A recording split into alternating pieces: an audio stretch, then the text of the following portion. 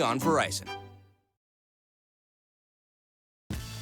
Hey League, if you're just joining us, our apologies for the change in scenery for today. Technical difficulties, have kicked us out of the LCS Dome, but the show must go on and the Dome will be back as soon as we can. Thank you, though, for your patience and your understanding. But scenery aside, we are now heading into our second game of the evening as Evil Geniuses will be taking on TSM, where we have two teams that are currently in playoffs aiming to solidify their positions in the upper bracket.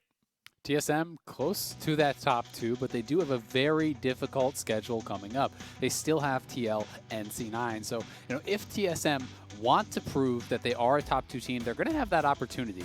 They have EG 7-7, Golden Guardians 7-7, and then the two top teams in the league. If they can look strong in these final four games, claim for themselves potentially a bye, that would be really, really big. And then on the other side, EG is sitting comfortably in the upper bracket. That is that top 6 mark. They're 2 games up on 100 Thieves as well as CLG, so it is possible for them to be caught, and they still want to try to pick up as many wins as possible to make sure that they are not starting in that lower bracket. Yep, 2 wins behind TSM, so it go a long way in potentially propelling them maybe even further up into the standings. So all on the line here as far as playoff implications go. And we'll see what happens here in the draft, because 6 bans are already through. Olaf, LeBron, Kalista, Karma, Ezreal, and Gangplank all taken off the board. So first pick falls to Huni for Evil Geniuses. Interesting to see where exactly they do want to go. Not Graves. Yeah. Graves open here for Svenskeren, so he is going to grab it. Only his actually second play of the split on it. He has been on Trundle duty for a lot of the split, 5 plays on that. We'll see how he's going to be able to perform here on the Graves. Goldenglue has been looking good, I think, on Zoe, so it will be interesting to see if that is going to be taken away whatsoever, or if TSM is not really worried about it. Volibear, always a pretty good flex. Ooh, there we go! Directions, but Caitlyn going to come through, and Caitlyn has been absolutely dominating in solo queue, especially in high elo. They talked about it earlier on the desk. It did just get 2 base AD, but some of the other competing marksmen did get nerfed. I also tend to think that the Spell Thief buffs actually help Caitlyn as well, because Caitlyn pairs very well with a lot of enchanters, a lot of supports that would like to actually use Spell Thieves. And if people are going to be willing to play some of those more lane dominant styles, alongside things, even like the Nami, you can really crush lanes, start to pressure turrets very early on. And Caitlyn does not have a lot of bad matchups.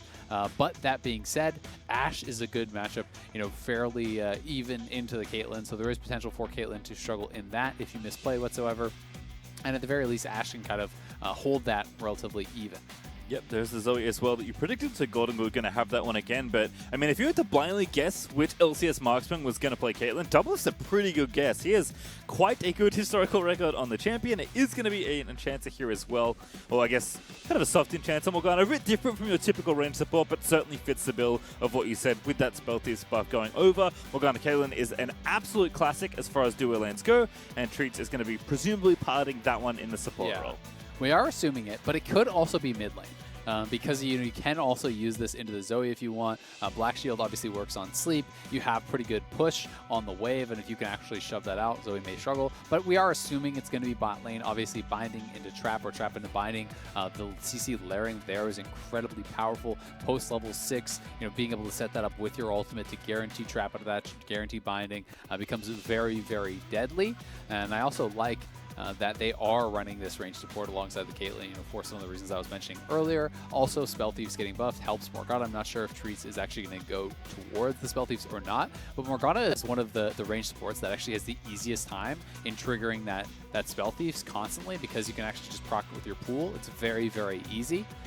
So I would be interested to see if he'll go that route, or if we'll still have kind of that more defensive Relic Shield Guardian style of play that we've been mostly getting from a lot of these enchanters. I'm honestly just happy that, TSM's new duo lane is playing something different, like willing to play Caitlyn, which we were expecting to see, but they're going to be the first team to pull it out. Treatz last week when C9 was playing Sona Lux, we're talking about how he and Doublelift were playing it in solo queue, so I think they are clearly kind of keep on top of the meta and make sure they're, continuing to find the strong champions in their roles, and showing off here with the Caitlyn for Doublelift, which again, not a pick he was upset to go back to, I'm sure, but Zilean is the pick there as they flash a couple of supports, but the smoke and mirrors will now be revealed as presumably that is Zilean mid, and continue still Morgana for Treatz. Yeah, well, yeah, but there's a small chance that it's Zilean support, but we're not Yes, even there gonna is. really consider that. Bjergsen is one of the best, and if not the best Zilean players in the league. He has an over 70% win rate all time, and 71.4 here, if those numbers are correct. So he has really been dominant on it. I do think that you want to have another consistent form of damage, so we are looking towards a carry for Broken Blade, especially if you're going to be going towards something like this with that Zilean. But this is a pretty powerful comp. You know, you have the ability to speed up the Volibear to get a little bit better engaged there. That could also draft towards something a little bit more hard engaged style up in the top side. I actually think something like Maokai could be really good here when you're playing into the blind Kennen. You know, being able to rush a cowl, you can really start to shrug off a lot of what that Kennen can do, and it would give you the hard engage to be able to actually jump on top of a lot of these relatively low mobility carries. Malphite could also work, but I think it's such a harder lane matchup. There it so I is. actually like this quite a lot less, to be honest with you. I just think this is kind of like so the ultimate is more powerful as far as the engage goes, and I think that's why they're going for this. They're prioritizing, you know, the actual team fighting more than the lane, but there is always a risk of Malphite just getting trashed in lane, you know, especially if there is jungle attention up there from Svenskeren by the Kennen, and if that happens, then you can start to become pretty worthless, whereas I feel like Maokai can actually withstand and even oftentimes, you know, get into a winning position against the Kennen. So we'll see how it works, because if you can survive the lane as the Malphite, you know, you have the ability to throw a bomb on top of Malphite with the Zilean. You ult in, the bomb triggers. You have the full combo coming through from Malphite, as well as any sort of follow-up damage there coming through from the back, and that is a really devastating combo for a lot of these champions that are relatively low mobility, especially the Ashe is going to be in a lot of trouble if they can pull that off, because you are completely relying on your flash to escape things like that. Yeah, I love, you know, when strong ADs but that are kind of immobile, especially when there's no TK or Thresh or anything like that to kind of get the AD out of there. I love Maokai, Malphite, these kind of champions. We even saw this actually from Immortals in LCS. They were constantly just diving Aphelios with the Malphite, trying to take out that carry, because once that carry dies, it's so much harder for you to win a team fight. So in some ways, this is kind of a throwback comp for TSM. People were talking about like Doublelift and Bjergsen, TSMs, and what those teams look like. This comp, with the exception of Volibear, because he was a completely different champion back then, it's actually kind of like reminding me of a lot of stuff they used to run. But where's the TSM? That's true. You know? So, I agree with you. Not just for the TSM throwback, but because I do think Maokai is good here. I think not a hard and fast rule, but a good shortcut to think about when you're picking, you know, which tank do I want in the top lane. I think generally you can say that Malphite likes to be up against AD champions, and Maokai is actually quite good into Magic champions. So exactly. Yeah. Oh, is this going to be a lane swap, or is this just an invade? This is really interesting. They're camping out in that brush. You do have Morgana, so I like the attempt, right, you know, of kind of looking around for this. Okay, it's not a lane swap. Just was a potential invade there, seeing if they could actually catch Huni, maybe standing in a bad spot. And if they could have, hey, worth the attempt. Don't really lose anything for it. So I do like that from TSM. But yeah, I think it's a pretty good way to put it, as you say. It is more about, you know, Malphite versus AD, Maokai versus AP. Huni is Conqueror. This is telling me that it's very likely going to be more that lane-focused build. That is kind of the player that Huni generally is too. So most often when you see Conqueror, you're actually seeing Gunblade alongside it to be able to sustain. This also works fairly well into the rune setup that Broken Blade has chosen, because when you are playing Comet Malphite, you're actually looking for the Q-Max. You're looking to use Comet every time your mana flow band is ready to actually reduce some of the kind of costs there and try to poke out ranged champions. But when they do go Conquer, when they do go towards Gunblade and rush early Vamp, you don't actually have enough damage to keep them low, and your Comet poke becomes pretty worthless. Yeah, also of note, because these teams actually drafted so quickly, cool to see Zeyzal on Senna support here. We've seen Senna every now and then this summer, but her being in her other like hard support role is not something we've seen all that often, so it's cool to see Zeyzal on this pick. And double, I feel like we haven't seen a double range 2v2 in bot lane in quite a long time, so just fun to see this matchup play out, especially with Caitlyn being back in the meta, it seems. Has been quite a while, and it's also, you know, worth noting how defensively Bang has actually set up. You know, he's playing Cleanse, he's playing Fleet Footwork, he's playing Doran Shield, you know, and he is also going for Biscuits here. So, you know, fully expecting that he may have some trouble actually against this Morgana and Caitlyn. But I'm not really convinced that he had to go this defensive, because I do think Senna is quite a strong laner also. And there's not really like it's not really a big concern to have the root from Senna Black shielded. You know, Morgana is much more powerful, much more of an answer to things like Blitzcrank and Thresh, where they're super dependent upon that CC landing. That's not really the case here with the Senna. So I do think that, you know, with Ashe and Senna, you could actually just win this 2v2 straight up. Also shield here for Treatz, which I just noticed. We spent a lot of time talking about Spell Thieves, and it is certainly good on Morgana, but Treatz taking the Relic here instead. Feeling the pressure, certainly in the 2v2. Yeah, this is just a much more defensive option, and if you don't feel like you need the mana regen, then great. You're going to get some more health, obviously, you know, with that Relic Shield. You have the Guardian, you know, both for potential all-ins that could come through, but also to help negate some of the poke. But they are honestly getting bullied really, really hard. Their farm has kept up, but they are taking the brunt of this poke. They are also going fairly defensive as far as the rune setup does go. So it's also Fleet Footwork and Dorans and you know, Biscuits everywhere. So likely they will be able to sustain enough to just keep farming. But EG almost got a tower play, you know, really on this kind of first push towards the turret. So they are doing a good job.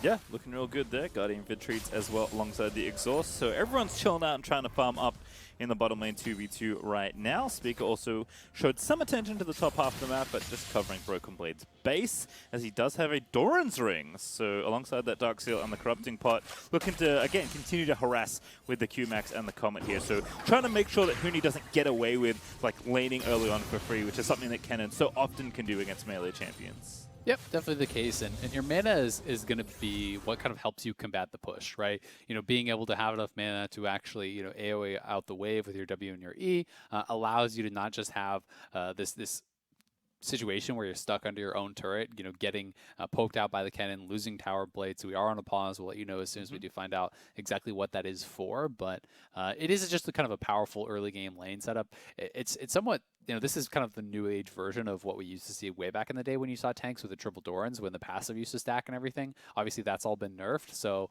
now it is Corrupting Potion, Dark Seal, Dorans, but it's essentially just 3 early game laning items to keep your mana up and to try to have, you know, a decent chunk of AP behind your Q spam to hopefully be able to overpower the sustain that Ken is going to be building towards.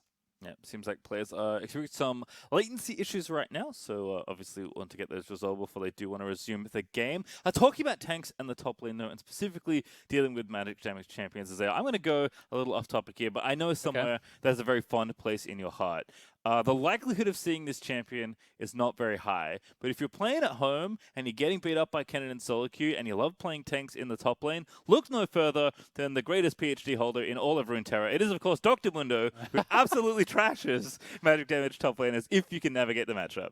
Yep, and honestly, Mundo is just like, the problem with Mundo is he's so kind of countered by an 800 gold item called Universe, because you're so reliant on self-healing, you know, to actually be strong in team fights.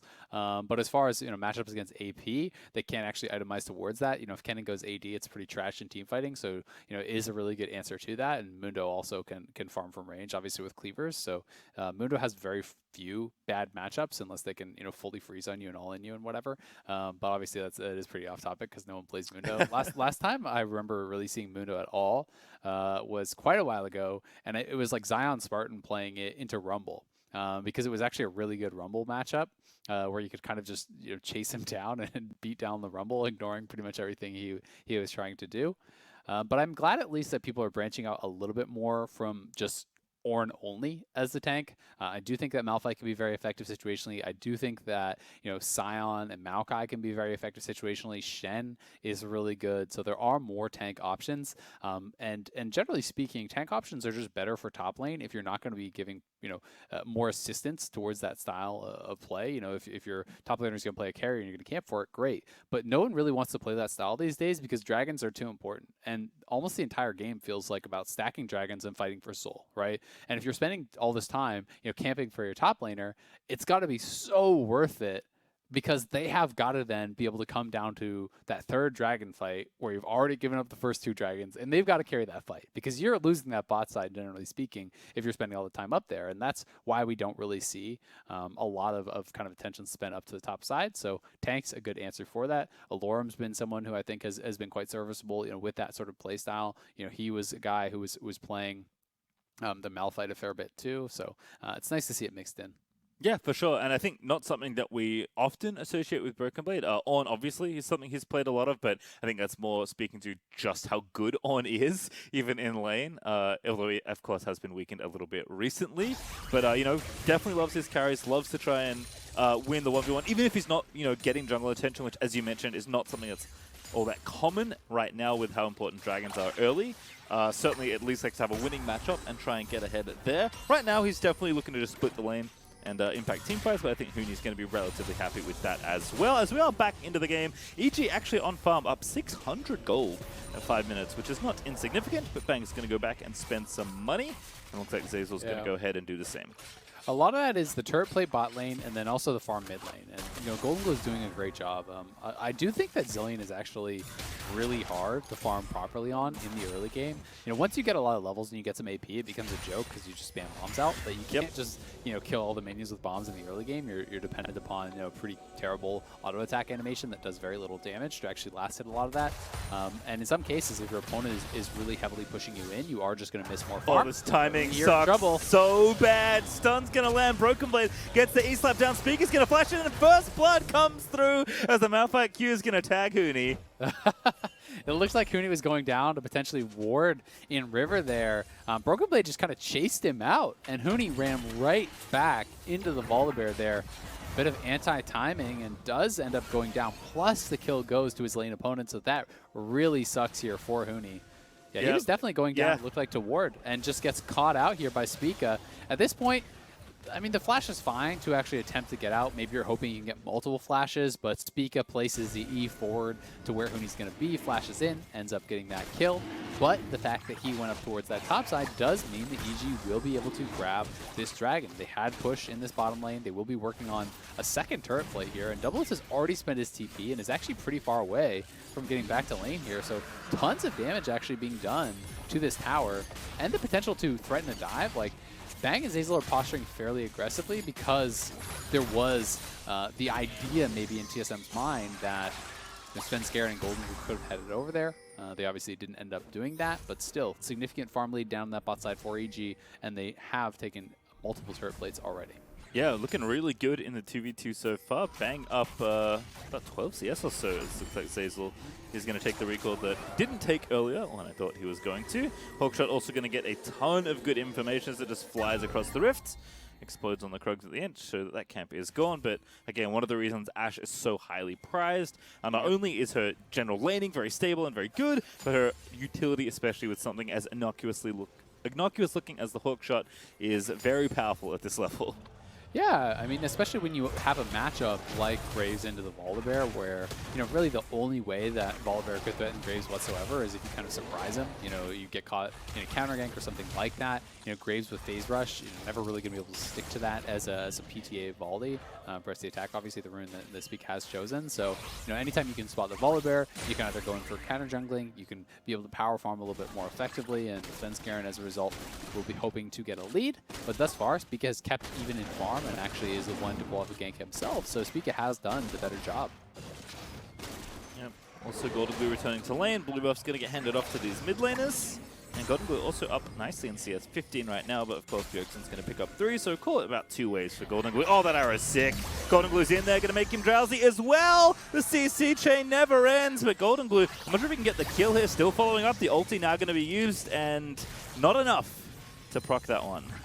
Yeah, barely able to get out of there. Bjergsen very happy that he did buy that Null Magic Mantle as well as the Ruby Crystal, which is kind of barely enough health to keep him alive, but EG do use that pressure to go over towards this Rift Herald and should be able to grab it for themselves. Huni also fighting Broken Blade there. Bang is also here. He's going to run up top lane instead. Ulti out from Huni means ulti out for Broken Blade, as the Rift Herald's going to go over to EG there as well. I am curious, because Bjergsen was still stunned from the arrow, because of course when it's from a decently long range it lasts so long. I wonder if Goldenglue thought the sleep would break. I actually don't know what the answer to that question is, because he kind of stopped autoing, I think thinking that he didn't want to wake Bjergsen up, but if you're still stunned, can you wake up from being drowsy? I don't know. I mean, you would wake up from being drowsy, but you'd still be stunned. right? Like Yes. the debuff would be removed for the bonus damage, but you would still be CC locked. Yeah, obviously trying to maximize CC duration there. So Bjergsen couldn't ult, but unfortunately Svenskeren wasn't there in time to give out some additional damage, I think is the reason. Bjergsen was able to get out without using his flash. Still, the pressure from EG still looking great, so thank you for answering my question. I was curious. Plit's going down in bottom lane, but top lane looking like the bigger problem right now as EG are racing as the Herald gets popped, and that's going to win the race pretty handily. Yeah, anytime you have Herald, you should win that race, but honestly, not that bad for TSM, you know, considering they almost killed that bot lane turret and actually have pulled even or a tiny bit ahead here in the farm for Doublelift, considering they were losing the 2v2 pretty heavily. I don't think they're going to be that unhappy with this trade, with this turn of events.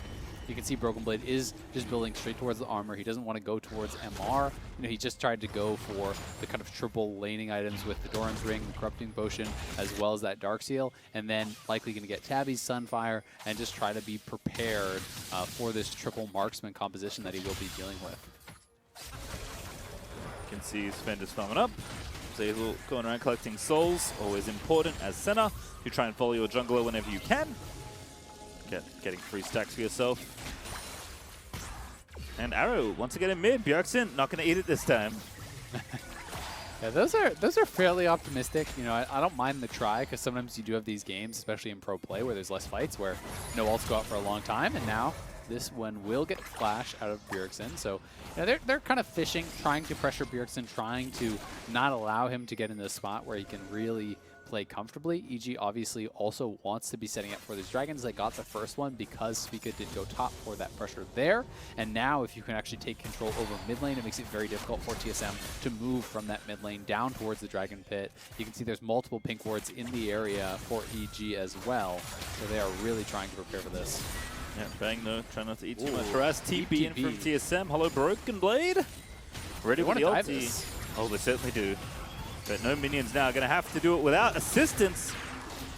And Broken Blade's just wrapping here. The TP in again. Oh, misses Bang just barely. But he does get Zeyzal, and it just doesn't matter. Doublelift is going to take down Bang. The rest of TSM descending on the second kill. They will take down Zeyzal as well as the bottom lane from EG just disappears. That was a great execute there from TSM. So well timed, because not only did they get Broken Blade down here on that long TP flank, they had Bjergsen coming in. He had the ultimate available as well, so there was not really much of an opportunity for EG to punish, and Huni didn't have his teleport yet. Neither did Goldenglue, so TSM had the timers. They make the play there, get 2 kills, get the tower, get the dragon, and everything working out for them. We'll see if there's any chance that EG can get over here, but it would be a real long shot, so not really worth the attempt. Huni the only one to see the Drake go down, and wasn't in a position to steal it, of course. But it's going to be Mountain, Rift, and Soul here for this game. TSM fighting back. They'll give themselves the gold lead now, up 700 in this game. We'll watch this one again. I don't even know how that ward got there, but it was a good one. I think Broken Blade actually dropped it as he was coming around here. I do believe he just drops the ward, places it for Bjergsen so he can go in aggressively, and he's taking the tower. So if he actually has the fight get turned around on him, Bjergsen's teleport should finish before he dies, and he would have the ultimate available. So this was just really good play. You have Spica's ultimate there to follow up as well to turn off the tower. TSM executed on that incredibly well. Huni does have a build Rudder Cutlass. I'm still expecting this to be Gunblade like I talked about earlier on. But he is building, you know, a fair bit of AP in these early levels, and double Doran's Blade plus the Cutlass, and he ended up still losing lane to Broken Blade. Yes, Spica was a large part of that, but the fact that they got the Malphite out of lane in a really good spot, and Malphite is going to be incredibly powerful against this triple marksman composition. You know, they forced him to build 0 MR. They lost lane with the Kennen. The Malphite is like 10 times as useful as the Kennen is at this point, because it's not even a full AP Kennen. This is not the find your backline and one-shot them Kennen. This is the like auto attack, stack up Conqueror, and play for the side lane Kennen, who's losing in that playstyle. Yeah, just right now can't really do much but farm against Broken Blade, and hopefully no one comes down to visit. As top lane farm is being collected by Bjergsen right now, as TSM are going to shuffle their lanes around. Doublelift currently sitting in mid lane alongside Bang and Zeyzal, as the dual lanes will be collecting the safest source of farm here in the mid game. Goldenglue and Svenskeren trying to stay active. Goldenglue's hit some pretty nice bubbles in lane, but despite his lane advantage, does need to try and translate that somewhere else. I mean, he's farmed very well, so we can give him credit for that. He's up above 10 CS per minute. He's 30 CS up on Bjergsen, so he was doing really well in that 1v1. May have been a bit of Bjergsen just missing some of the CS early on. As I said, it is tough laning as Zilean, and if you're a little bit off, you're going to miss a lot of that farm. But either way, credit to Goldenglue for that farm advantage. We'll see if he can kind of turn that into something else, as you said. Zeyzal also getting aggressive. TSM are situated here. Ooh, good arrow. Goldenglue with the follow-up. A good black shield there for Treatz. Doublelift, though, still forced to flash into Svenskeren. He's going to send it in there with the collateral damage. And it's 2 marksman ultis to take down Doublelift. There's just way too many skill shots that are coming through on a Doublelift. He does flash out, and I believe the sleep was actually blocked by Treatz' black shield, but they still had the collateral damage. They had the ultimate coming through from Svenskeren. They had Goldenglue there to follow up with the Paddle Star, and now they're looking to actually dive Huni. Spica has wrapped around behind. Surprise! Malphite ulti! And that's going to be a kill. Spica's going to collect it, and TSM probably going to get this tower as well, starting to really ramp up. Like you said, the Malphite's awfully useful right now, and Broken Blade's going to show off exactly why. Able to land that ultimate very, very easily as Spica landed the Q, so he's stunned up. Huni decides he's not going to flash, which I think is the right choice. Maybe you force their flash out, but flash Kennen is very, very valuable if you can get in the back line, and maybe you can get something done despite not even being full AP. It is Gunblade as I expected, but I just think that it's kind of like too little too late. Honestly, nothing is going to make him dominate in the side lane at this point in the game, so I kind of wouldn't have minded if he just like went past this and went for Spell Pen. Even just went towards like Sork Boots and Oblivion Orb and tried to get something where if you get that Miracle Flank, then maybe you can actually kill off Doublelift and Treatz, because that's what it feels like they are kind of relying on for this Kennen to have value. That being said, other members of the team are still strong, so EG is obviously in the game. Yeah, and all of Bang's movements actually made him fall a little bit behind in farm. Doublelift 20 CS ahead right now, so we watch this mid lane play actually. This was just a great arrow from Bang.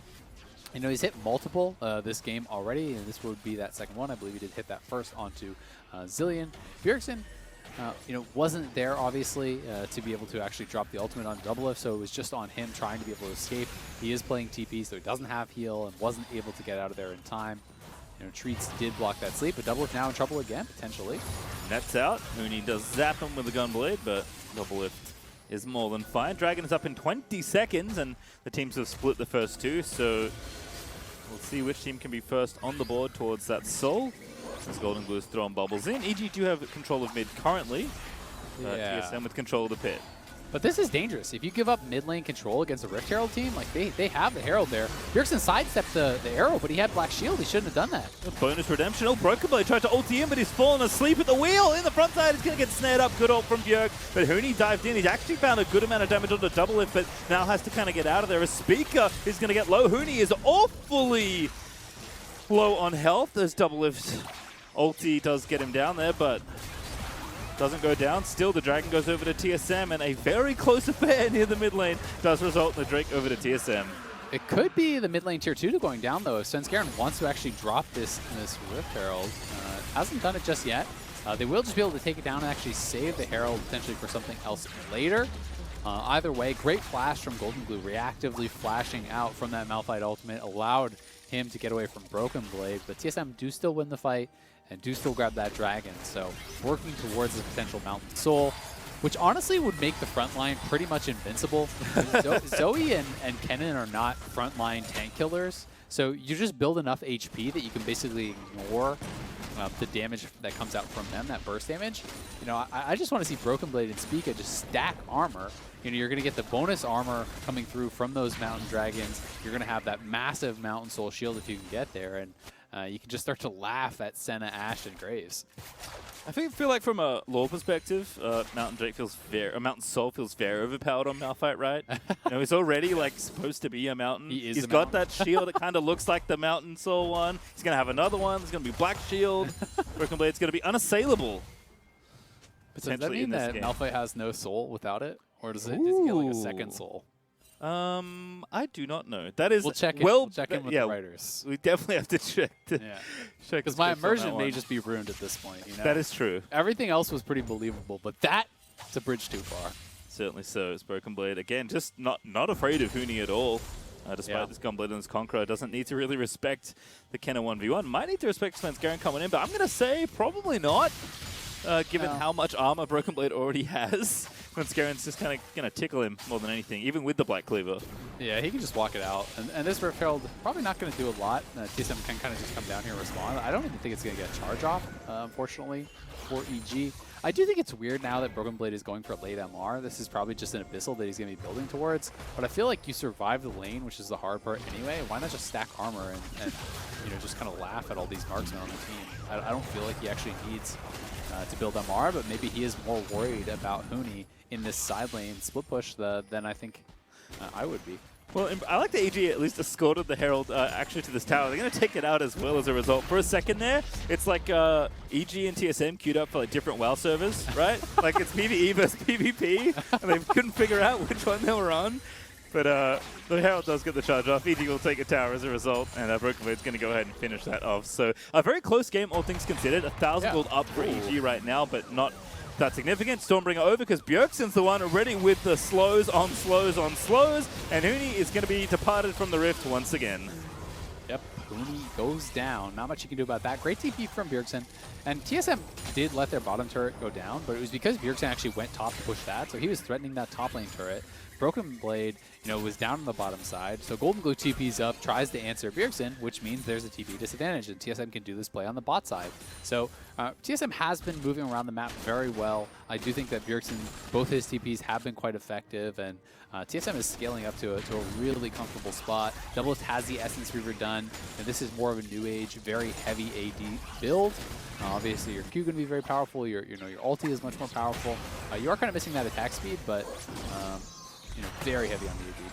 Little Spica up here as well. Senna ulti going to turn things around. Goldenglue looking to fight it out, and Huni is here to seal the deal. Shut down as Huni goes and grab himself some bonus gold and some much needed revenge. Broken Blade committing pretty heavily to that, but not really a lot of reinforcements were around. The only person that was even in that quadrant on the map was Treatz, so Broken Blade getting pretty overconfident, gives over a shutdown, and actually loses them control around this Baron Pit. And Broken Blade has had some oopsies for TSM this split just like that, where he's kind of, you know, wandering off by himself, you know, maybe going for a play that he shouldn't. This time they had the TP disadvantage, and Bjergsen couldn't actually TP to bail him out, and Huni comes across map, ends up getting a kill. Yep, thankfully for TSM though, it's just vision loss right now around the Baron, which is still good for EG, but EG not going to attempt the Baron yet this early on. Instead, they'll continue maneuvering around the map and setting things up for the upcoming Dragon, because there is one to fight for in 35 seconds. Hawkshot is going to see a little bit into the red side jungle of TSM. But again, with the game being close, the gold being similar between the two sides, and Huni's ult coming back off cooldown, it's going to be on for a 5v5 here as Goldenglue's chucking bubbles through the rocks. Yeah, there's the Black Shield, though. You can time it out at the end of the sleep, and it doesn't immune you from going to sleep, so pretty nicely done there. But, you know, as you said, it's going to be kind of about this fight. Huni is fully prepared for this one, though. He has the double spell pen, he has stopwatch and flash ulti ready, so you know, he can look for a flank, and if he gets it, it's actually going to be threatening at this point in the game. So we'll see if he can try to find that. All right, 10 ultis, 10 flashes. Everyone's equipped as Zeyzal. Here's I'm going to go ahead and start off the Dragon. Just had to do a quick roll call there of the available utility. It's the quality of the flash, it's not the quantity. That's very accurate. As TSM continuing to maintain aggro here. EG looking for the angle. Bjergsen going to go to sleep. Black Shield's there to shake that one off. And Doublelift going to have to flash first. As the arrow was coming in, good flash from Zeyzal though, but straight in on Broken Blade. Svenskeren going to go down. That means the Dragon should be theirs, but EG are going to look for the counter-attack. Bjergsen ults himself, redemption down from Treatz to keep everybody safe, and somebody needs to nab this Dragon. There's no jungler on the side of EG. Spica's charging in there. Surely not. Wait, he used his Just smite. clicks. He used his smite before. It was on cooldown for a split second there. I think he actually smote Svenskeren in the fight, which is a major mistake in and of itself. Because when I looked over, it was a split second remaining on that cooldown, so never something you want to do, and perhaps EG did actually notice that. And if you do notice that, then you know, hey, that is going to be on cooldown. We actually have a good chance of taking this. Huni still had flash and ulti available. Doublelift had no flash. Bjergsen had no ultimate. So TSM wasn't willing to commit forward and actually take the fight, and because of that mistake from Spica, they lose a dragon. That should have been them at soul point. That should have been them threatening to end the game potentially here in 4 minutes. So let's watch this again, see if that's actually where he did use his smite, or if it was on cooldown for something else. At the beginning, this replay is showing me it is up, so I have to assume that he actually used his smite on Svenskeren, and as Svenskeren did move in, they land the ulti, he goes over, and yep, there it is. He used the smite onto Svenskeren. Honestly, would have made no difference because he was stunned up there anyway. But now TSM is saying, all right, Malphite's ult's on cooldown. The ult from Zilean is on cooldown. Doublelift has no flash. So if we push forward and you get flash ulti by Huni, maybe we actually lose this. And they weren't willing to take the fight. So pretty big mistake from Spica. Is actually really punishing and pushes back their win condition a long time.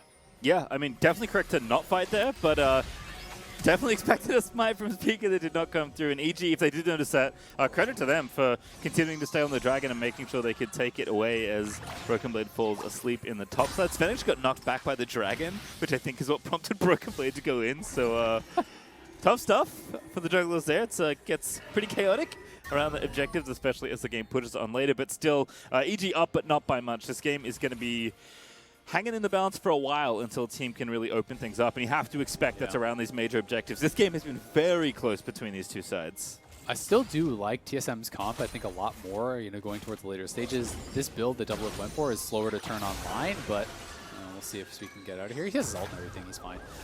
But once you actually do hit third item and you have the attack speed from your completed Zeal item plus your boots, you have so much AD and crit behind this that your headshots do tremendous amounts of damage. And we have to remember that you can swap as Bjergsen over from speeding up your front line to once Caitlyn's really strong. You just speed up Caitlyn and you black shield Caitlyn and send him in for Doublelift to get some work done, because a couple of crits once you have that third item is going to be devastating on really anyone from EG. It's not as though they have a single tank. They have some healing from Zeyzal, but anyone gets headshot twice by Caitlyn, they're pretty much dead.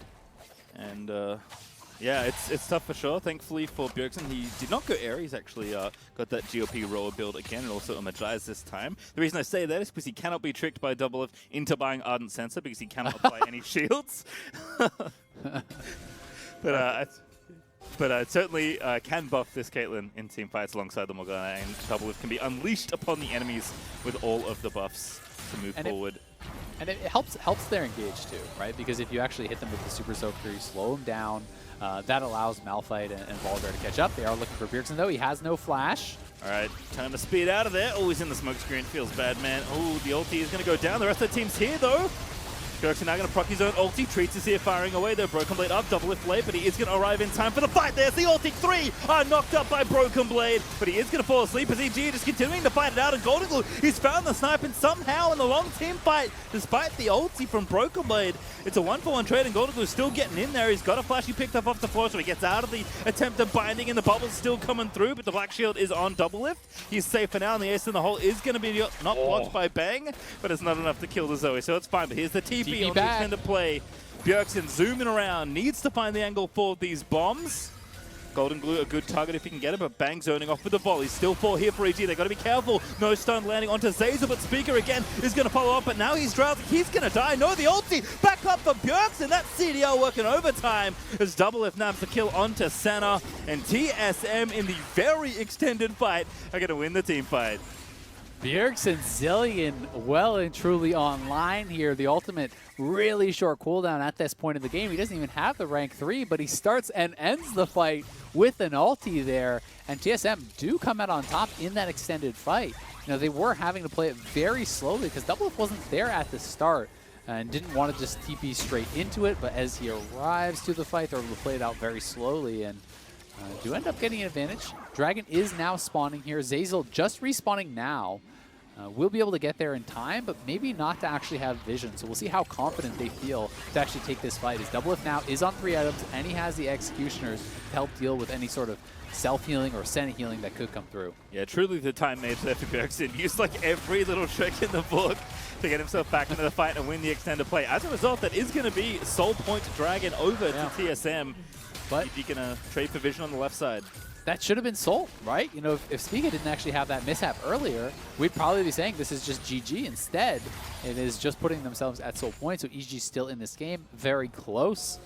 as far as the gold lead goes, there's really no advantage, but I do like TSM's composition a lot. I just really don't like Broken Blade's build. I think it's absolutely bizarre that he has a cowl on top of the Abyssal when he got through the laning phase against Kennen without building any MR, and you're playing against Ashe, Senna, Graves, and you're itemizing this much MR. It's just so strange to me. He's not struggling in the side lane. We haven't seen him get bullied at all, so I don't get why he feels that he needs to do this. I do think, you know, if you want CDR, you can go towards Frozen Heart. That is very effective, or you can just go towards something like a Dead Man's for your engage.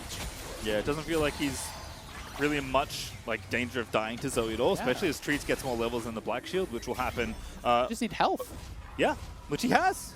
Yeah. Got plenty of that to go around. So TSM going to reset. Teams will likely start playing for Baron, given that it is the only major objective currently available. 3 items there for both Doublelift and Bang. Is EG going to stop this Baron nice and swiftly? Did catch TSM resetting. Exactly. They saw the recalls. TSM may know it now. Surprise! But that is going down very quick. We'll see if Spica can get here in time. He does have all the flash, so this would be very risky. Do we commit to it? Yeah, Spica is going to leap over the pit. There he goes! Does not steal the Baron. It is over to EG as Spica is forced to flash out of there. Goldenglue got it. I'm not sure if that was just with a actual Spell Thief smite, or if he spellbooked over to a smite there, or if he just hit it with a combo. I didn't catch if he had that or not. Either way, EG do grab it off of a recall there. TSM recalled multiple members in vision of EG. EG see that, and they have so much damage in their composition. Now, this is 5 damage dealers, no tanks. So they just straight up rush it down. And now TSM are in trouble a bit here because EG are going to be on the front foot. They have got this Baron buff in the next couple minutes and could look to try to pressure and maybe open up a lead here. I think to your point as well, like, not only all that damage, but very likely 2 smites. I don't know either if Goldenglue had swapped over, but you have to think in that kind of spot, he probably had a second. So he can actually make it 3, and maybe we'll find out here. Yeah, we should be able to see it again. So yep, he did just swap it. He swapped it before he got in combat while he was sitting over there to the side. And I did know that he was the one who actually got it, but that is a pretty big burst combo. Yeah, the smite didn't even go off. The last bit of health I actually saw there was around 1,200, 1,300 health. So that was a smite from Svenskeren and Goldenglue at the same time. There's no chance that Spica can actually steal that if EG time it well, and they did. So really well done by them. TSM now on the back foot are going to have to withstand this push, and Broken Blade is facing in that bot lane. Yeah, I assume it also works off Zoe's level when she swaps over to Smite. Yep. So it's actually really powerful. They're trying to take the Baron quickly. EG recognize that. They make the play, and now they're the ones with a 2,000 gold at Red Bull Baron power play. Looking to try and open up this game that has been so close for so long.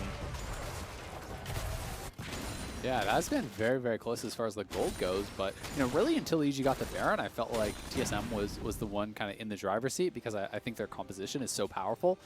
There are, you know, a lot of targets here for Malphite and Zilean. You know, you have such a strong front line to actually create space for Doublelift to run over, who can be getting sped up by the Zilean and should be able to get access to deal damage as a result. He is now on 4 items, but you know, Baron obviously swings the power pretty heavily in the favor of EG, so we'll see how much they can take and if they can create a big gold lead for themselves, which could kind of turn things around. Yeah, Baron does swing things, especially if you're able to get Siege to start. A great arrow there for Bang. Svenskeren in there. The rest of the squad, though, going to make sure Bjergsen's okay. And good amount of AoE from Svenskeren's ulti. I mean, that's a pretty cool combo. Bang lands the arrow, Goldenglue comes in for the follow-up with the Paddle Star, Graves ult goes over top, Senna ulti comes in. You know, that is a lot of long-range damage, and they're using that pretty effectively. Yes, they didn't kill Bjergsen, but Doublelift got low, Bjergsen got low, they're pushing them back. And again, this is where EG like to be with Baron buff, keeping up with these poke champions. Baron buff not up for too much longer, unfortunately for them, but probably enough time to get control of this dragon, which they do desperately need to make sure does not fall into the hands of TSM. And with 1 second left on the Baron buff, they will finish off at least the tier 2 there in bottom lane. So 20 seconds now till that mountain dragon is up. For TSM, that is the soul dragon. But look at where all the vision is from EG, right? They pushed up mid and bot to actually focus on getting vision in this quadrant to take it away from TSM. So as this spawns, they move down towards the dragon. TSM won't know if they are on the dragon, if they're waiting for a pick. You know, Zoe is actually now looking for poke out of fog. It becomes very difficult for TSM to find a way in, and as a result, it looks like they're actually just going to give this up. Bjergsen is going up towards top side, looking like he wants to push, and TSM says, all right, we don't have any vision. If we check in here and just die, we could potentially lose the game off of it. So they're going to allow EG to now get to Soul Point here just for a little bit of a top lane push because they didn't think that they were in the right spot to do it. Yeah, Bjergsen got spotted on a ward as well, so no doubt in EG's mind that the right play here is to just take the dragon immediately, which they do. Bjergsen is splitting pretty nicely here. Good damage onto this tower. Might be able to take it. Spica to reinforce, so it looks like they'll have enough coverage here. There's actually multiple people from TSM. The bot lane's going to move over as well as Bjergsen just finish off the tower. So a decent trade at least, but still EG up 2,500 gold. Now can contest for the objective. Still have that spellbook that Goldenglue will be able to swap back over for an extra smite. Arrow in mid lane doesn't miss Doublelift, but can't blame Bang. He's been pretty on point all game long. He has, and I like that he's trying, right? I like that he's not actually shying away and waiting for that perfect ultimate. You know, if that hits and you get a kill, that's you know, game changing. And sure, TSM did trade for that tower, but the tower is worth a lot less. And now Bjergsen may be caught out here. Bang, letting it rip here. Does have the ulti for Bjerg. Stun though onto Spica. Another decent target here is Huni. He's going to get those stuns. Chaining Bang. Wishing he had his arrow back now, but still good amount of slows. Do zone TSM away from this Baron pit.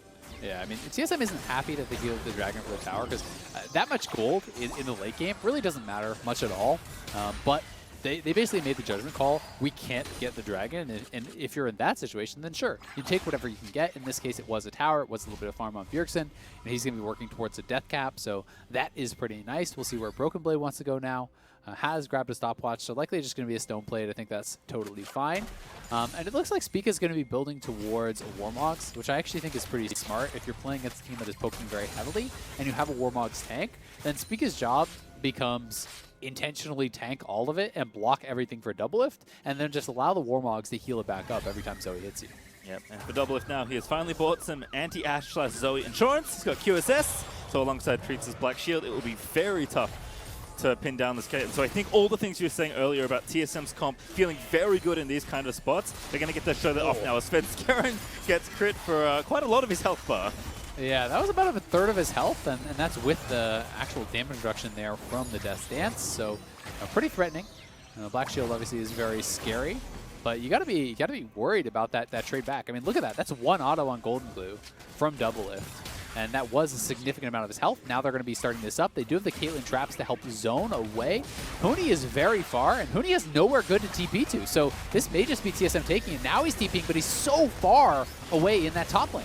Yeah, TSM looks like they are going to commit to this Baron finish. They're all grouped up, though. Over the wall. Huni with the blast cone. There comes Huni. Finds 3. Baron goes over. It is Spica that gets him. But TSM, what can they do now? They're going to stun up Huni. A good ult there from Broken Blade is going to be a trade as they'll find the shutdown. But Doublelift still ordering away Spica. Low Goldenglue again. Finds an absolutely massive combo.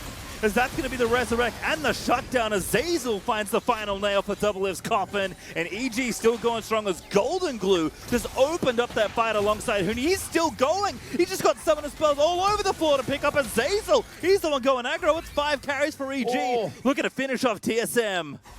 Just barely surviving there. That's actually pretty critical because otherwise they could have potentially just ended the game.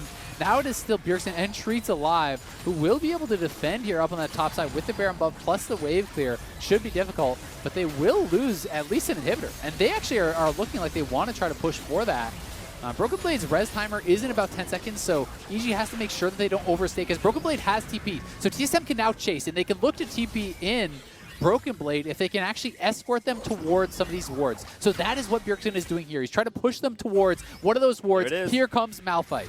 All right, Malphite, who's the target? It's going to be Bang instantly, of course. Good arrow there from Bang. He's going to try and fight his way out. EG must fight to get out of this situation, but the fight is probably not one they can win. The Resurrector is coming up onto Bang. The bombs are perfectly timed though for Bjergsen. That's going to be the kill they need as TSM fight back.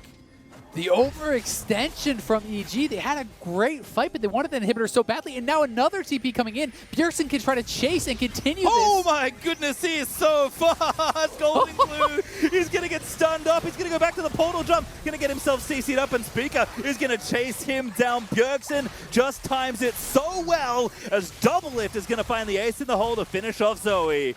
Usain Bolt, who? It's Bjergsen. He's arrived, zooming on in at 1,000 miles an hour, catches another kill, and now it's TSM who are going to push for the win here, probably 45 seconds on Goldenglue. Bang and Zeyzal will be up a lot sooner than that, but with the Baron buff still active, I think TSM could just go for the throat here and try to close it out. Time Lord Bjergsen looking to keep that lifetime Zilean win rate nice and high. The Nexus towers are shot up. The kills are going to happen as Huni gets dove and slain by Bjergsen and Spica, and they're trying to fight out as best they can, but Svenskeren will be slain. Bang! The last bastion of defense here at the EG Nexus, but it's open, it's exposed, and it's TSM that are looking to pick up win number 10 as the Nexus will be crushed, and TSM will take down EG in a nail-biter. What a crazy ending. TSM was on point with their teleports this game. Honestly, so many long, extended fights where they got value from that teleport. And Bjergsen, I have got to say, played such an incredible game. Never once did he miss with his ultimate timing, it felt like. He was always able to really walk that line between being far enough forward that you're drawing threat and too far forward that you're actually getting turned on and killed. He never really stepped over that line multiple times, escorting members and slowing them back down to be able to get his teammates to come back in and finish off kills, guiding EG into that Malphite teleport, basing and then teleporting back in with the Glacial Augment slow to be able to get that additional kill on Goldenglue was honestly incredible from Bjergsen, and really did show us once again why he is so feared on this champion. Yeah, he had multiple incredibly good TP players, including one in the early game where he managed to ulti twice in a very long team fight. Just, one of the champions that, again, there's a reason his win rate is so good on the pick. He just very rarely misses on this champion. Yeah, he's been incredible, but TSM, it's not as though this game was all smooth sailing. There were errors, especially giving up the Baron, some bad recall timings. Made this game I think a lot closer than it otherwise may have been. I do think some of the itemization was a little bit strange. Broken Blade going so heavy towards the MR, but overall TSM I think are going to be pretty happy with how they played out this game. Given their composition and given the positions there, but a couple changes here and there, and they could have stomped this game, right? Yep. Spica not use his smite on Svenskeren, they could have actually had Soul fairly early if they didn't have those poor recalls and give up the Baron. That could have been a lot cleaner. And I'm kind of going over TSM's game with this fine-tooth comb because they have TL and C9 coming up, and you don't get to make those kind of mistakes and expect to come away with a win. They are in the hunt for a top 2 spot, but they have got to be able to clean up things like that if they want to get one.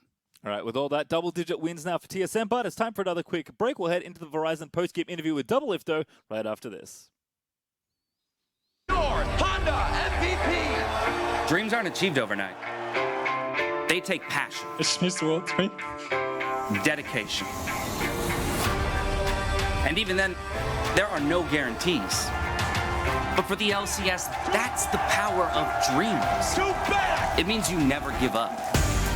It means you always play again. Honda, proud automotive partner of the LCS.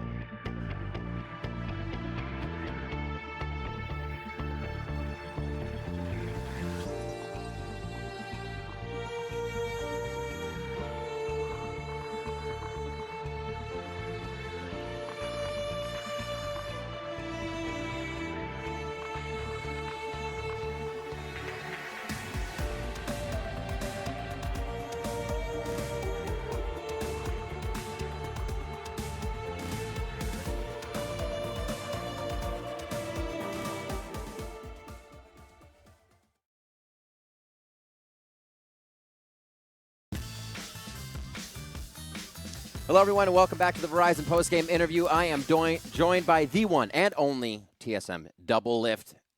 Doublelift, how you doing, man? Congratulations on the win. That was the definition of a banger. Banger game. Hashtag Live Evil.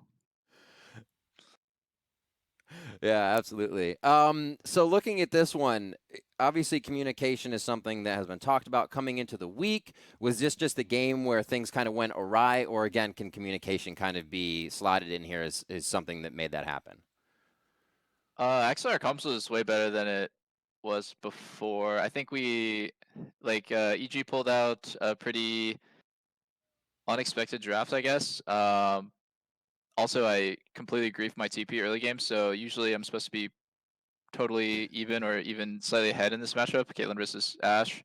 And then ended up, I fell pretty far behind. And then after I messed up my TP, it was like split map, so we kind of like lost a bit of a win condition with like the early drags. I think our team was fine with like giving up a few, so we were fine with playing the longer game. But ideally, when we have like this big banger 5v5 team fight comp, you want to be contesting like every single objective, starting from when you have ults. But we weren't able to, so that's totally fine. I think the biggest mistake was really just we have a tendency, I guess, to make like one massive blunder like mid game, and I think this game it was really obvious what it was. Like we gave them Baron for free, and even when we went for the smite steal, like blue flash, so it was like a huge problem mid game that the enemy team was able to like stall out for another like 5 or 6 minutes with Baron.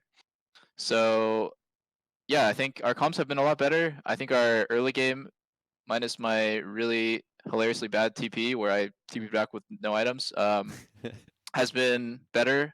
I think our team overall is just a lot better, honestly. It's just this game wasn't the best one to show it because we're only able to play like one game a day. I really wish we were able to show like a better performance than that, but a win's a win, and I'm actually really happy that I think like BB, Soren, Spica, like everyone just was playing well. Treatz was playing well. Like I think our team definitely does a lot better in like stressful situations when people just calm down and they let thoughts flow more freely, I guess, like important information. So, I'm just communicating more than I used to. And I think I'm not sure if it shows to the fans or not, but our gameplay, our like macro has been a lot cleaner lately. Well, Doublelift, you said in TSM Legends that each team you're on, by the end of the season, you expect to be the best, or you think you're going to be the best. Is this something that you put on yourself? Is this kind of an overall drive that surrounds you? I mean, I don't join a team unless I think the potential of the team is to be the best team in LCS, and then I feel like when I put in the work to get there, I feel like I just deserve it. That's just it. Like maybe this seems pretty ego, but if you really work hard at something and at the end of the day, you're so exhausted, you just like lay in bed and you just like pass out, and you do that every single day for weeks and weeks. I feel like hard work is always rewarded in the long run, and I think our team has been working extremely hard, and we've been extremely hard on ourselves and hard on each other while also trying to maintain like a positive and sort of supportive atmosphere, and we've been pretty successful at that. So I really have been appreciating like the team's culture and that we're very harsh on each other, but still respectful. And I do think that this team, we've grown so much since the very beginning. I know that our performances in the beginning of the split were pretty horrific, and now I can say like there's some games where I'm pretty proud of how we've been playing, and maybe today is not the greatest example, but yeah, I think by the end of the split we're gonna be the best team. Whoa, we got a lighting change. We got some light in there. That means I have to throw in another question, too. So, actually, I was going to ask you how it's been playing with Treatz. Obviously, you've been able to play with so many different supports, and now he comes up, obviously, has a watchful eye on him. But how's it been in that bot lane? Yeah, I think the number one, thing that people always ask me is, how does it compare to Bio? And, Bio is Bifrost. Vincent is one of my best friends, and it was really sad to stop playing with him, obviously. And I have a pretty rich history of playing with him, but Treatz, Eric has been playing extremely well in Academy, and people have always commentated that his communication and leadership skills were really good. We obviously had a huge problem with mid-game macro and also with just sort of being proactive on the map and trying to read the map as a whole. And we think that support role is a huge part of, like a huge component of that, because support is free to ward, to move, to make plays, and to be aggressive and to be initiating things. So we thought that we would slot him in and see how he did. I think that comparatively, like, they're both great players, but Eric brings a lot of proactivity, I would say. At first, he was over communicating a lot of things, because I feel like in Academy, you do have to micromanage your little peons in Academy and try to get them to do what you want to do. Obviously, we're all elite players who don't need to be micromanaged. So we were toning down that and trying to declutter the comms. But then in the end, I think Eric is a mechanically skilled player. We've been winning almost every single lane since we started playing together. And we are, in my opinion, an elite laning bot lane who brings a lot to the table when it comes to like game knowledge, champion pool diversity, initiative, like aggression, and I think we really have it all. So I've been really happy to play with Treatz. I think he's one of those players where a lot of people watching LCS probably don't know anything about him, but all you need to know is that he's one of the best, if not the best support right now. Whether he's cardboard, real, or whatever, right? Doublelift, thank you so much for joining me and taking the time to chat. Thank you. All right, TSM takes another win. We're going to be throwing it back to the State Farm analyst desk to break down the day. Thank you so much, Riv and Doublelift, for shining some light on that previous game. And Doublelift himself also bringing up some of the things that happened in the mid-game. But before we get to that, I want to take a look at the early game where things seem to really be going right, probably, with a bit more action from TSM being on the same page in some instances. Yeah, this was a pretty hard early game for TSM. They were basically playing 3 losing lanes, but let's see, they got a good gank off top. So Broken Blade actually got TP advantage, and he TP'd behind their bot lane here. And they're playing, double range bot lane. So this is really squishy. And TSM ends up diving this, and this is what kind of blew open the game for TSM because, yeah, they have 3 losing lanes, so they're just getting pushed in the whole time. So if they don't make this kind of play, the early game's going to be really hard for them to start taking Drakes, which is, like Doublelift said, their win condition is we're going to group up and team fight. So this was kind of the start of TSM, finally taking control of the game. And it was off of a TP advantage, which TP advantage is probably my favorite play in League of Legends. So I was really happy they were able to pull that off. It also came with the fact that they were able to get that kill on the top side at the beginning of the game to start getting those advantages in the top lane and kind of disrupt, like you're talking about, some of these losing matchups. It can't be understated how important that top gank was as well, and it was a good job by Spica and Broken Blade to pull that one off. Yeah, and go ahead. No, Spica's having a pretty improved series, or at least series of games compared to what we saw. I think it was just 2 weeks ago. So I think really the addition of Treatz to at least give more direction to what the jungler needs to be doing is helping him out a lot. And we have seen that impact, right? Just talking about these moments where everyone was on the same page, but it's the mid game that has been a bit of a consistent struggle for TSM and continued to be so to some degree. Crumbs, looking back at some of the plays, how do you think that this ended up affecting the way the rest of the game got a bit drawn out? So these are where Broken Blade is going for a 1v1 kind of play, and there's really nothing to fight for here. There's no objective that anybody's going for. Your jungler's farming, people are just making it back into the lane. And when the Malphite's going for the solo plays, you know the Malphite's not in Malphite thinking mode, because this is not how a Malphite typically operates. And speaking of not being in a specific kind of thinking mode, Evil Geniuses pulls off a really smart move here, taking advantage of the double smite that the Zoe can bring with the spellbook. They combo the smite when TSM bases, and it's not really a 50-50. They actually get to go on, make this play, but the caveat here is TSM still makes a misplay here if it was a 50-50, because when you go internationally, teams will do that to you. They will definitely check your smite for the jungler and just try to risk it like that. So TSM needs to make sure that they think about what the enemy can do post 20 minutes around Baron, because that was the play that Doublelift cited was the largest factor in stalling the game. And they could have avoided that too. They were doing a 4-man recall on the top side after getting total vision control, and then the enemy team, EG, put a ward down right as someone's recalling. And as soon as you recall on top of a ward after getting barrier control, the enemy team assumes you're resetting, and that's prime rush territory. Other people could have canceled their recalls once they got spotted on that pink recalling. Someone should have canceled. A couple people linger around the Baron and do a staggered reset instead of a full reset, and you can stop that play from happening. Yeah, there's an Ashe hawk shot as well. So it wasn't like a super secret they didn't know was happening. It was kind of obvious, like, yeah, they saw you recall, but I am happy that EG went for it. Like, we just watched the TL Dig game where it seemed just like Doom Dig didn't really get to pull out stuff. This is like, EG really had to pull this trigger. Like, their comp was not very great. TSM was going to outscale them and destroy them. So they saw people recall, and they just went for the Baron. They didn't really give a crap if it was a 50-50 or not. And that's the kind of thing, like, I want to see these teams when they feel like the game is lost, take those chances. If you already think the game is lost, like, yeah, you have nothing to lose. Just go get it. So I was happy EG like put the fight in, because that game after the bot dive, I was just thinking like, we're just waiting for the TSM victory to show up. So I like the fighting from EG. And this is the aftermath of the Baron play, believe it or not. This is still the Baron play that went all the way from EG pushing the top inhibitor and then TSM chasing them down, not only with the Malphite teleport in the top lane, but then Bjergsen coming in, and then they're going to just end it here. So this has really just been one long replay building up to TSM ending the game. Oh, this was actually, TSM did Baron afterwards. This is the second Baron. Oh, my bad. This is the second Baron. So TSM gets the Baron, they all die, and then EG is, overextending the push, which again, not the best play, but you're going to get outscaled, so take these risks. So they took the risks, and then TSM got the TP behind, and they ended up closing the game. So it's like, I'm sure it wasn't the clean closeout they wanted. Like Doublelift said again, they just wanted 5-man deathball teamfight and then win. So winning by TPing behind the enemy after you lost a fight is like, I'm sure that wasn't written down in their playbook of how to win this game, but alas, this is how the game ends.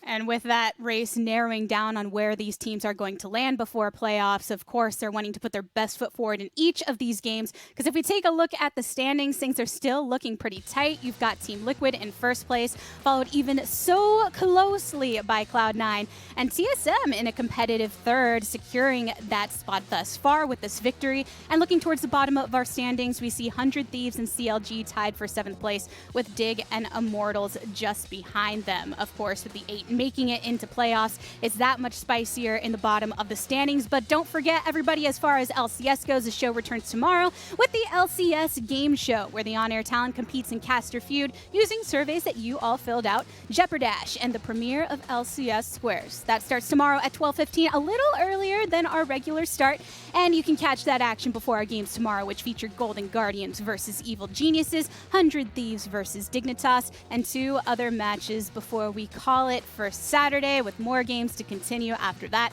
to roll out the rest of our week number 8. But as far as things go for Friday Night League, that does it for us here on the State Farm Analyst Desk. On behalf of myself, the casters, and the entire remote broadcast crew, thank you everyone so much for tuning in. Until next time, good morning, afternoon, evening, and good night.